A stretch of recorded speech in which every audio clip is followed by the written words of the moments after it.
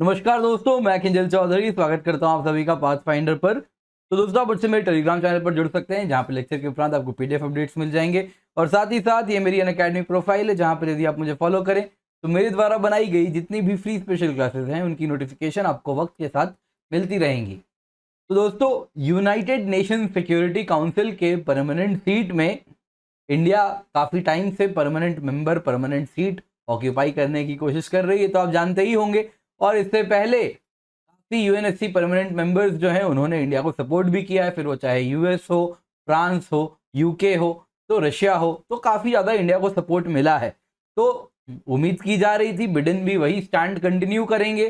पर दोस्तों, recently Biden administration ने अपने पत्ते नहीं खोले हैं एंड इंडिया को सपोर्ट करते हैं यूएनएससी के परमानेंट सीट के लिए या नहीं, तो उस पर वो नॉन कमिटल रहे हैं। तो वैसे 2020 में चुनाव के पहले उनका जो स्टैंड था वो कहते थे कि वो इंडिया को सपोर्ट करेंगे जुलाई 2020 के आसपास, ऐसे काफ़ी रिपोर्ट्स जो मैंने दिखे थे। फिर 2021 में जनवरी में वो उनका जो बयान आता है, उनके ऑफिस से जो बयान आता है वो था कि यूएनएससी परमानेंट सीट में इंडिया की जगह बनती है नहीं बनती है, it is a matter of discussion. और उसके बाद से उन्होंने अपने पत्ते नहीं खोले हैं एंड ये अभी भी सस्पेंस बरकरार है। तो क्या कुछ हुआ है, आइए जान लेते हैं।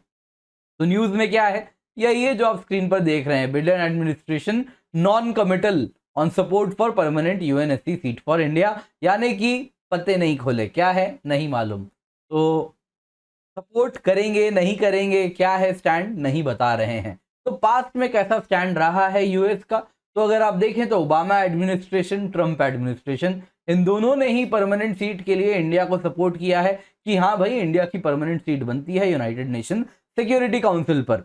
और इन्होंने ही, आप अगर देखें, अगर हम एमईए के डॉक्यूमेंट्स पढ़ें तो उसमें भी आपको दिखेगा, ये लाइन मैं एमईए के डॉक्यूमेंट से ही लिया हूँ, कि इंडिया यूएस बायलैटरल रिलेशन अगर आप देखें तो ये आज ग्लोबल स्ट्रेटेजिक पार्टनरशिप में तब्दील हो चुकी है। तो ये एमईए का लाइन है। एमईए मतलब हमारी मिनिस्ट्री ऑफ एक्सटर्नल अफेयर्स, तो भारत सरकार की फॉरेन मिनिस्ट्री जिसको हम कहते हैं, उसका ये लाइन है कि अगर आप देखें तो India US bilateral relation global strategic partnership में तब्दील हो चुकी है। बिकॉज ऑफ, क्या कारण है, शेयर्ड डेमोक्रेटिक वैल्यूज हैं हमारे। वैसे ही आप देखें तो हमारे कन्वर्जेंस ऑफ इंटरेस्ट हो रहा है, हम दोनों इंडिया और यूएस के इंटरेस्ट आज कन्वर्ज कर रहे हैं on multiple issues, bilateral issues पर, रीजनल इश्यूज पर, ग्लोबल इश्यूज पर। और इसी वजह से आज हम ग्लोबल स्ट्रेटेजिक पार्टनरशिप में हमारा रिश्ता तब्दील हो चुका है। पर शायद बिडेन एडमिनिस्ट्रेशन अभी भी अपने पत्ते किसी कारण से नहीं खोल रहा। तो आप देख सकते हैं, जो तस्वीर में आप देख रहे हैं व्यक्ति, ये नेड प्राइस हैं।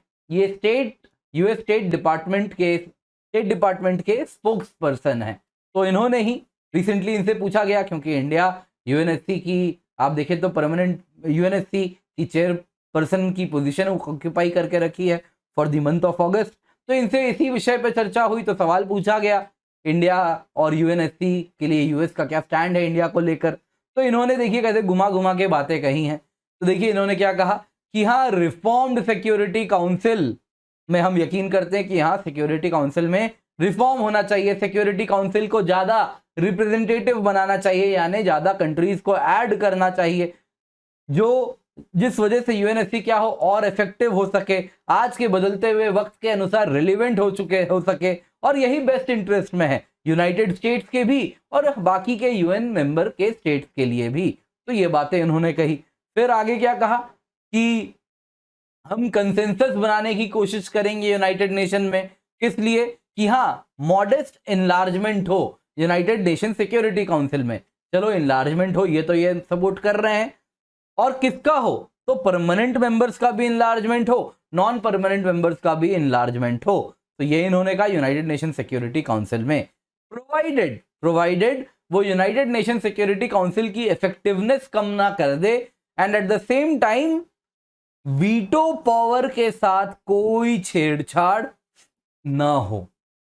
और वीटो पावर के साथ और एक्सपेंशन हम नहीं होने देंगे, यानी जो P5 आज के वक्त में जिनके पास वीटो पावर है वही रहेंगे। और यूनाइटेड नेशन सिक्योरिटी काउंसिल में क्या इंडिया को होना चाहिए, ये हम नहीं बोलते, ये हमें मतलब बताया ही नहीं, इन्होंने घुमा दिया। तो यही दोस्तों इस वक्त हुआ है। एंड बिडेन एडमिनिस्ट्रेशन तो जनवरी से ही अगर आप देखें तो कह रही है इंडिया को सपोर्ट करेंगे नहीं करेंगे, it is a matter of discussion. और अभी वापस कुछ वैसे ही लग रहा है कि ये डिस्कशन में ही रख रहे हैं, यानी कि कुछ गिव एंड टेक की उम्मीद कर रहे हैं, ऐसे ही नहीं देने वाले, कुछ तो ज़रूर इंडिया से इनको भी अब लेंगे, उसके बाद ही कुछ आश्वासन लेंगे, कुछ टेबल के नीचे कुछ तो टॉक्स होने हैं, अभी डिप्लोमेटिक टेबल्स पर कुछ टॉक होंगे, उसके बाद ही फाइनल आपको एक दिन दिखेगा जब बिडेन एडमिनिस्ट्रेशन का स्टैंड बदलता हुआ दिखेगा और कहेंगे कि हाँ हम इंडिया को सपोर्ट करते हैं। ये ऐसा मेरा अनुमान है, बदल भी सकता है, पर ऐसा मुझे लगता है। बाकी जो कहानी है, फैक्ट्स आपको मैंने बता दिए और जो ओपिनियन पार्ट था वो भी मैंने आपको अंत में अलग से बता दिया है। दोस्तों ये पूरी कहानी यूएनएससी की है, तो इसलिए बहुत ज़रूरी है हम कुछ यूएनएससी के बारे में भी जान लें। तो यूनाइटेड नेशन सिक्योरिटी काउंसिल अगर आप देखें तो one of the 6 principal organ of the United Nation है। तो बाकी के प्रिंसिपल ऑर्गन क्या क्या है यूनाइटेड नेशन के, आपको मालूम होने चाहिए।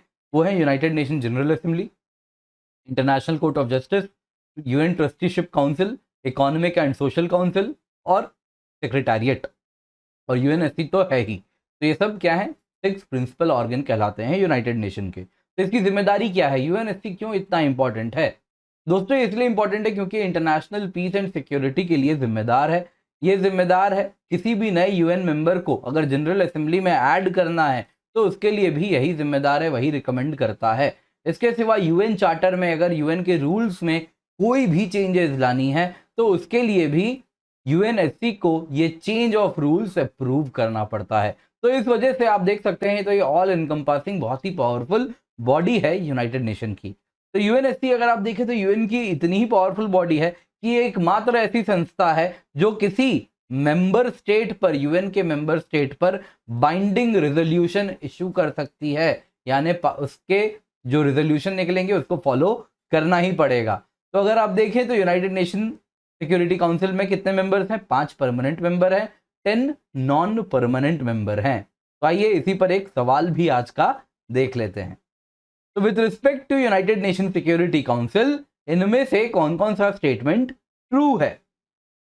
इसमें 10 नॉन परमानेंट मेंबर्स होते हैं जो कि 2 साल के टर्म के लिए इलेक्ट होते हैं। Statement 2, United Nation Security council चाहे तो बाइंडिंग रेजोल्यूशन इशू कर सकती है मेंबर स्टेट्स पे यूएन के। तो आप पॉज कर सकते हैं, कमेंट करके अपना आंसर जरूर बताएं। तो दोस्तों आई होप आपने आंसर कर दिया है, तो आइए आंसर देख लेते हैं क्या है। तो आंसर दोस्तों अगर आप देखें तो आंसर है सी, बोथ 1 एंड 2। सही बात है। स्टेटमेंट 1 इसमें अगर आप देखें तो 10 नॉन परमानेंट मेंबर्स हैं जिनको 2 साल के टर्म के लिए चुना जाता है, और बाकी सेकंड पॉइंट भी बिल्कुल सही है। यूएनएससी चाहे तो बाइंडिंग रेजोल्यूशन इशू कर सकती है यूनाइटेड नेशन के मेंबर स्टेट्स पर। अब आपको आज की वीडियो पसंद आई होगी तो लाइक जरूर कीजिएगा, पाथफाइंडर चैनल को शेयर करें, सब्सक्राइब करें, और साथ ही साथ दोस्तों आपको बता दूं अनअकैडमी जब भी आए यूजी कोड KC10, क्योंकि जब भी आप ये कोड यूज करेंगे तो आपको बेस्ट मेंटरशिप मिलेगी, डायरेक्ट हैंड होल्डिंग मिलेगी, बेस्ट नोट्स मिलेंगे, और जो गाइडेंस है वो सारे subjects of GS, SA, geography optional में डायरेक्टली मेरे द्वारा मिलने वाली है। इसके सिवा ये मेरी फ्री स्पेशल क्लास की लिंक है, तो इसको आप देख सकते हैं और यहाँ पर मुझे जरूर फॉलो करें। साथ ही साथ दोस्तों स्पेशल क्लास में नए फीचर्स ऐड हो चुके हैं, अपकमिंग स्पेशल क्लासेस आपको बता रहा हूं जो आप देख सकते हैं, और रिकॉर्डेड स्पेशल क्लासेस भी आप देख पा रहे हैं। बहुत सारे अच्छे अच्छे climatology, environment, current affairs, science and take current affairs सब कवर्ड है यहाँ पे, तो जरूर जाके इनको एक बार देखें। इसके सिवा दोस्तों यूपीएससी कॉम्बैट है, KC10 कोड से एनरोल करें। एंड आपको बता दूं इस वक्त हम बहुत ज्यादा फ्रीडम ऑफर रन कर रहे हैं, तो यूपीएससी जीएस ऑप्शनल कॉम्बो अगर आप लेते हैं प्लस जीएस प्लस ऑप्शनल, तो 1 साल की कीमत है बस 49,679 रुपीज, 2 साल की 71,801, 3 साल की 87,267। साथ साथ बहुत सारे बेनिफिट्स हैं। तो पहला बेनिफिट दोस्तों आपको 1 साल की सब्सक्रिप्शन मींस 2022 तक वैलिड है, 2 साल की सब्सक्रिप्शन मींस 2023 तक वैलिड है। इसके सिवा दोस्तों 80 टेस्ट आपको फ्री मिल रहे हैं जीएस के लिए, जिसमें 50 प्रीलिम्स के टेस्ट हैं, 30 मेंस के टेस्ट हैं। आप अगर देखें तो आपको ऑप्शनल के 21 टेस्ट मिल रहे हैं, जिसमें 16 सेक्शनल टेस्ट हैं, 5 फुल लेंथ टेस्ट हैं। इसके सिवा आपको दोस्तों फिजिकल बुक्स घर पर डिस्पैच हो जाएंगे, एंड लोन की भी फैसिलिटी अवेलेबल है, तो इसका भी उपयोग आप कर सकते हैं। नीचे डिस्क्रिप्शन बॉक्स में देखें 20 बुक्स है, हिंदी इंग्लिश दोनों ही भाषाओं में अवेलेबल है, जो आपको घर पहुंचा दी जाएंगी। दोस्तों ऑप्शनल कार्निवल रन होने वाला है 11 अगस्त और 18 अगस्त। आप देख सकते हैं बहुत सारे ऑप्शनल सब्जेक्ट्स हम कवर कर रहे हैं, तो इसका हिस्सा बने।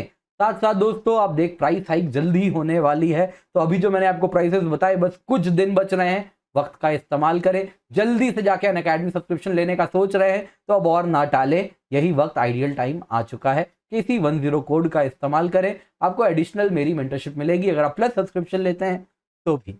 इसके सिवा दोस्तों सीएससी एश्योरेंस से 2 साल की सब्सक्रिप्शन में आपको 1 साल का एडिशनल बेनिफिट, 1 साल अगर आपका एग्जाम क्लियर नहीं होता है तो 1 साल का एक्सटेंशन हम आपको देते हैं। इसके सिवा मेंटरशिप प्रोग्राम है जिसके तहत आइकनिक सब्सक्रिप्शन आप लेते हैं, आइकनिक जीएस, बस 2000 और दे तो आपको 27,500 रुपए की ऑप्शनल मिल जाएगी। यानी कि iconic GS plus optional subscription जो 27,500 में मिलता था वो मिलेगा, साथ साथ 45,000 रुपीज की prelims, mains and optional test series भी मिल जाएगी। इसके सिवा दोस्तों जो कॉस्ट है प्लस सब्सक्रिप्शन की, 2 साल की कॉस्ट है 64,800 रुपए, 2 साल की आइकनिक की कॉस्ट है 1,04,175 रुपए, 1 साल की ऑप्शनल की कॉस्ट है 24,750 रुपए। सारे कॉस्ट तब है जब आप KC10 कोड का इस्तेमाल कर रहे हैं। 11 अगस्त से नए बैचेस स्टार्ट हो चुके हैं तो इसका हिस्सा बने, डिले ना करें, जल्दी से जाए अनअकैडमी सब्सक्रिप्शन ले। आप फ्री टेस्ट सीरीज का भी हिस्सा बन सकते हैं तो KC10 कोड का इस्तेमाल करें। Thank you so much for joining.